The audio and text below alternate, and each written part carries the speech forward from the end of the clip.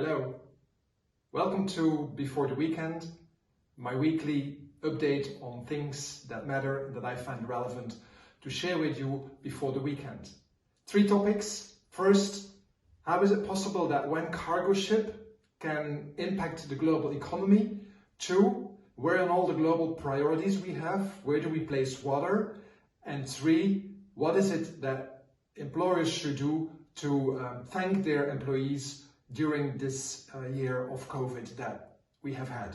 I hope you will enjoy it. Let's move on.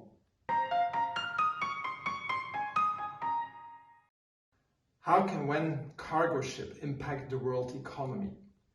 The Ever Given that got stuck in the Suez Canal is actually proving that. The Suez Canal is incredibly important from an economic perspective. About 10 to 12% of the world trade goes through it. That is 3 to 8 billion euro worth of cargo is passing through the canal every day, with about 50 ships, brings 700,000 USD toll per ship to the Egyptian government, to the Egyptian state. So the impact obviously economically is huge.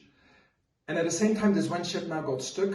And what can we learn from that situation? First, that yet another part of the economic system is so fragile.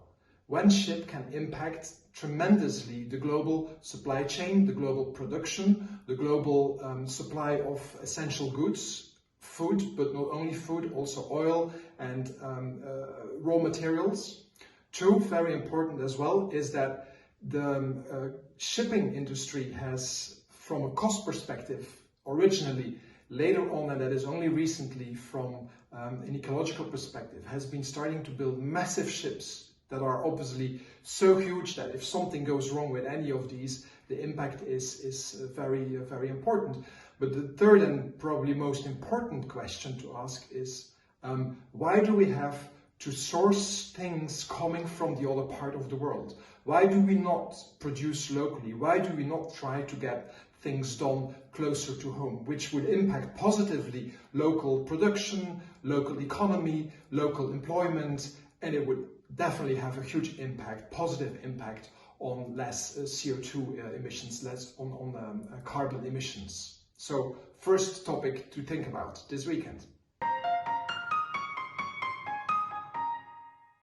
Where in the global key priorities should we place water? This week was, and that is the reason why I wanted to bring it up in this Before the Weekend, this week was World Water Day. It's kind of ironic that water needs to have a day to draw sufficient attention to it. The same as we have it with human rights or stopping child labor or AIDS.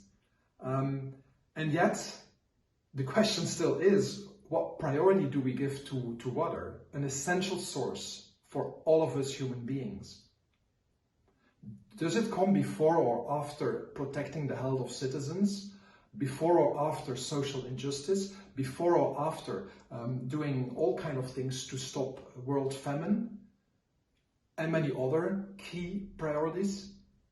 Well, the thing is that it is all interconnected.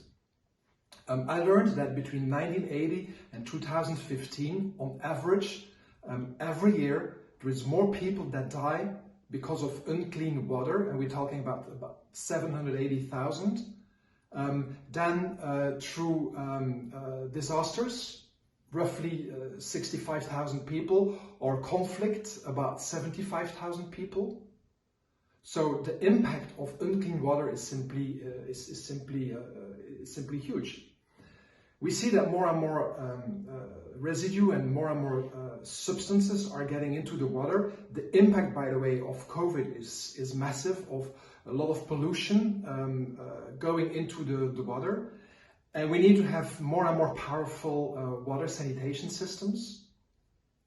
So the reflection I'd like to have is, how can we individually and locally, but also economically, reduce substantially the pollution of water? How can we respect better and more the water that we all need?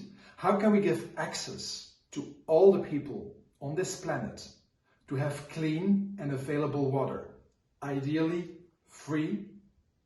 And the third thing, which is probably for me the most important thing, is how can we develop a system where those who pollute will also pay for the cleanup of the mess of the pollution.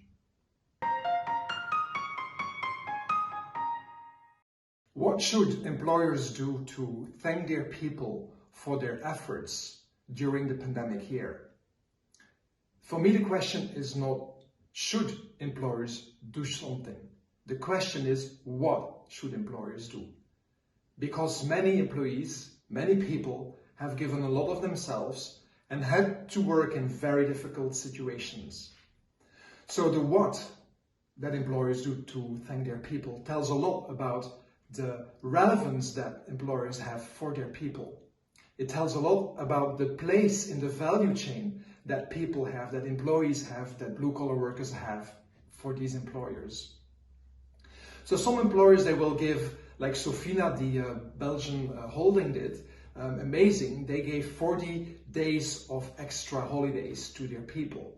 Others will give psychological support and counseling. Others will give people some free travel or trips.